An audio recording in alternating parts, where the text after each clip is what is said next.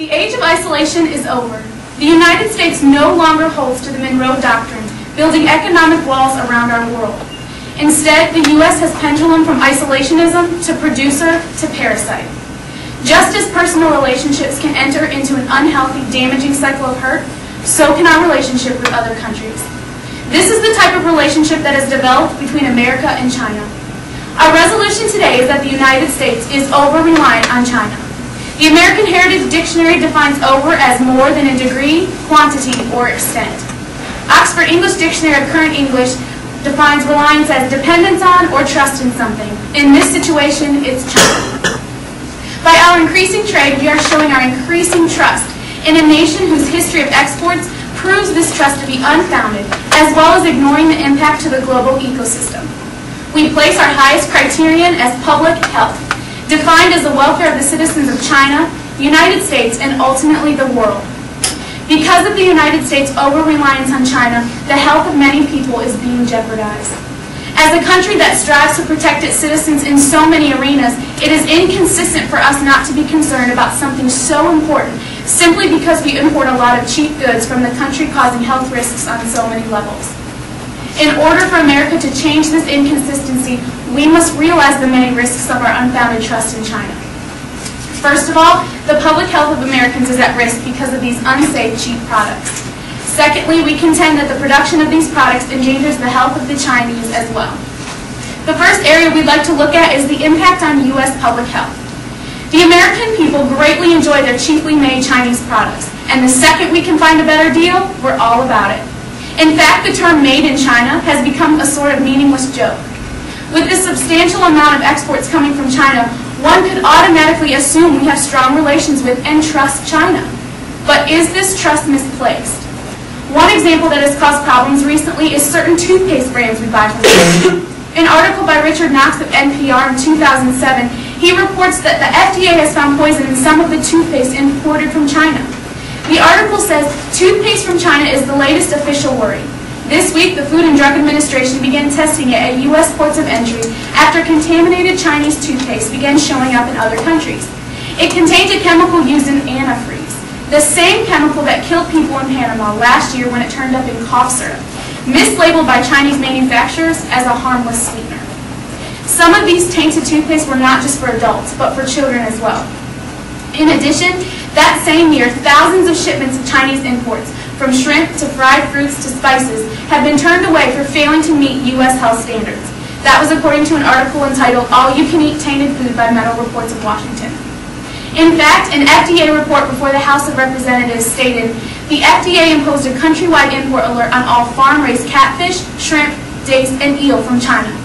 But it's not just food.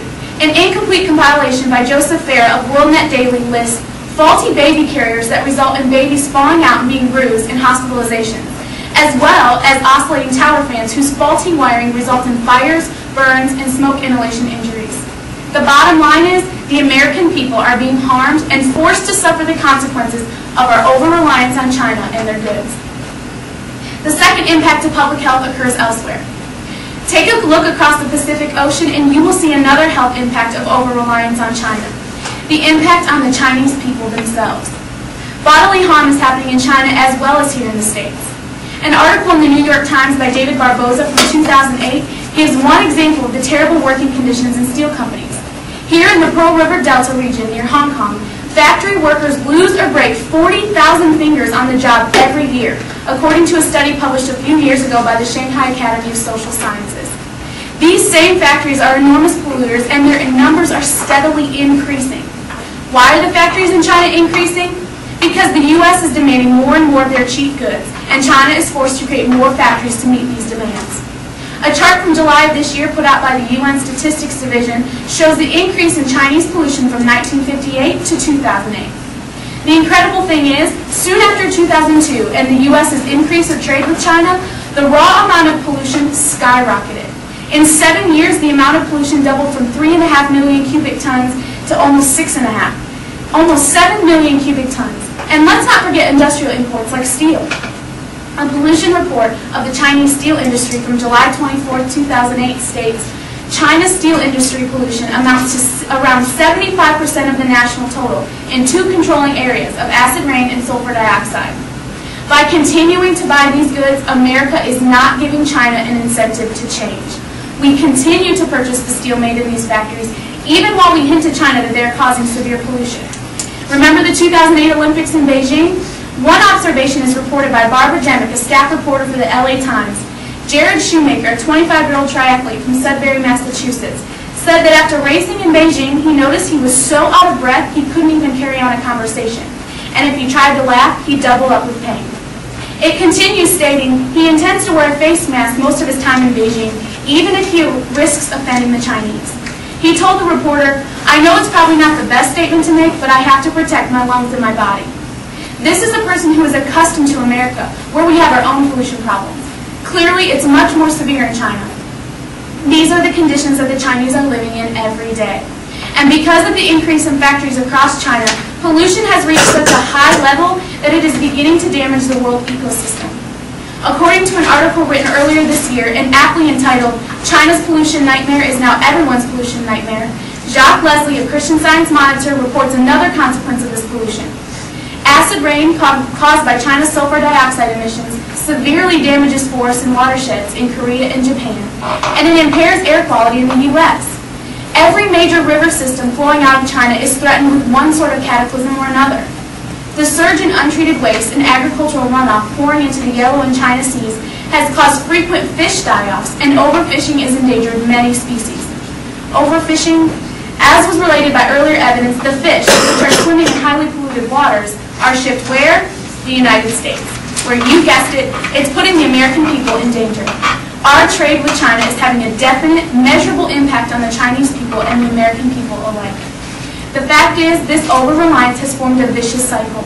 We have become so trusting and so dependent that as the cycle continues, more people will be harmed in the United States as we continue accepting faulty and polluted imports in China, as our demand for supplies increase their pollution numbers, and ultimately the world, as this pollution and the poison it causes encounters other countries. And I'll stand ready to cross the table. Do you want me to keep going? Sorry. No, it's fine. Right. First, how many people have been harmed or died because of toothpaste? Yes. I don't have that specific information in this report, but I do have the evidence in the report. Have there been people that have died though from this? The toothpaste contains a fatal compound, so... But there's no actual connection to show where people have died because of it? I didn't cite that, no. Okay. Do we import any other faulty goods from other nations besides China? I'm sure, yes. Okay, and you did state that we do check the goods before they're imported and turn away quite a few of them. Some of them. Okay. Do you have a percentage on like how many of the goods that are imported are actually infected? Like they're faulty? Contaminated? Depending on what you know, food or... Okay, I don't have that evidence in front of me, no. Okay. You stated that a lot of Chinese workers are being injured in the factories. Uh-huh. Do you know how many U.S. workers are injured each year in factories? In U.S. factories? No. Okay. Do you think that China is taking steps to improve their pollution and their environment in the country? Not in a way that would be effective, no. What would be a way that would be effective in your opinion? Something that's eliminating the pollution, but it's not. It's continuing to get worse. And the negatives constructive speech will be more evidence to support that. Okay. Just finally, how does this pollution factor and us importing these faulty goods all tie back to our over-reliance? Because we are so convinced that we need these cheap goods, that we continue to buy it, and therefore we're sacrificing the public health of the Americans and also the Chinese, because of the factories that produce all the goods, it's producing the pollution in China. That's all I have. Thank you. Thank you.